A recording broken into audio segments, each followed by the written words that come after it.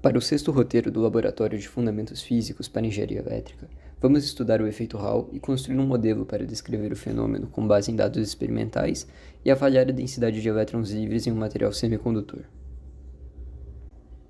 As primeiras constatações do efeito Hall ocorreram na década de 1820 por André-Marie Ampère, que em seus experimentos observou que fios conduzindo corrente elétrica em um campo magnético são submetidos a uma força perpendicular tanto à corrente quanto ao campo magnético. Posteriormente, em 1879, Edwin Hall, fundamentando-se nas contribuições de Ampère e nas teorias de James Clerk Maxwell, investigou como os campos magnéticos interagiam com condutores ou com a corrente elétrica. Assim, Hall identificou um fenômeno que ficou conhecido como efeito Hall, ocorrido 18 anos antes da descoberta do elétron e considerado um marco experimental notável para a época. O efeito Hall ocorre quando uma corrente elétrica atravessa um material condutor ou semicondutor sob a influência de um campo magnético perpendicular à direção da corrente. Nesse contexto, os portadores de carga, como elétrons, lacunas ou íons, experimentam a força de Lorentz, que curva suas trajetórias. Como consequência, as cargas começam a se acumular em uma das faces do material, criando uma separação de cargas. A separação de cargas, por sua vez, gera um campo elétrico interno no material. Esse campo elétrico cria uma força elétrica oposta à força de Lorentz. No estado estacionário, o equilíbrio é atingido quando a força elétrica é igual à força magnética. Nesse ponto, o acúmulo de carga cessa e a diferença de potencial transversal, conhecida como tensão Hall, se estabiliza conforme descrito na equação, onde I é a corrente elétrica, B é o campo magnético aplicado, N é a densidade de portadores de carga e E é a carga do elétron, e T sendo a espessura do material. Dessa forma, o efeito Hall foi crucial para confirmar que a corrente elétrica em materiais é transportada por elétrons e não por prótons. Para podermos observar o fenômeno e realizar medidas, utilizamos um semicondutor em formato de losango, com 4 cabos conectados em cada vértice, para que possamos aplicar e medir a tensão perpendicularmente.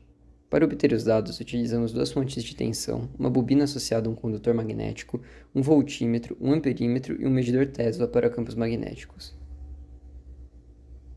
Para obtermos medidas de tensão Hall, posicionamos o losango no recorte do condutor magnético associado à bobina, de forma que o campo magnético incida perpendicularmente à superfície.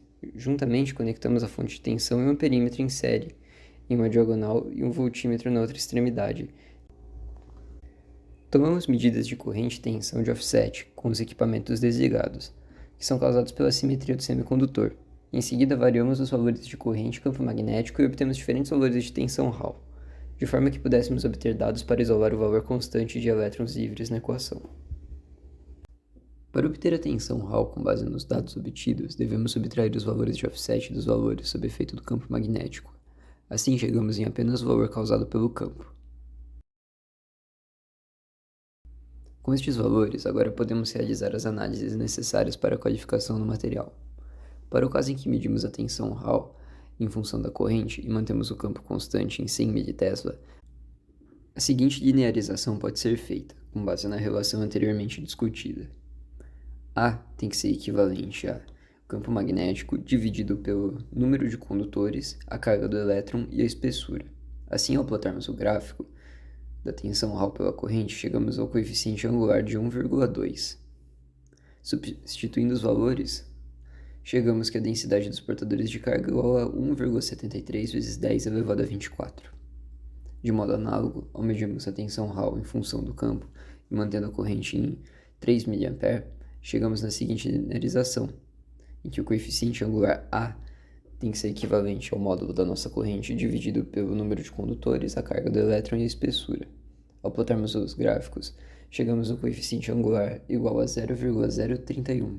Ao substituir os valores, chegamos na densidade de portadores de carga igual a 2 vezes 10 elevado a 24. Ao observar o gráfico da tensão Hall em função da corrente, observamos um comportamento não linear, divergindo do modelo teórico. No entanto, esse resultado já era esperado, pois utilizamos o modelo de Drude para a qualificação de portadores de carga, que foi desenvolvido para condutores, enquanto no experimento utilizamos semicondutores, cujas propriedades dos portadores são mais complexas, não apresentando as características de densidade de carga homogênea e constante dos condutores, e resultando em curvas de tensão Hall não lineares.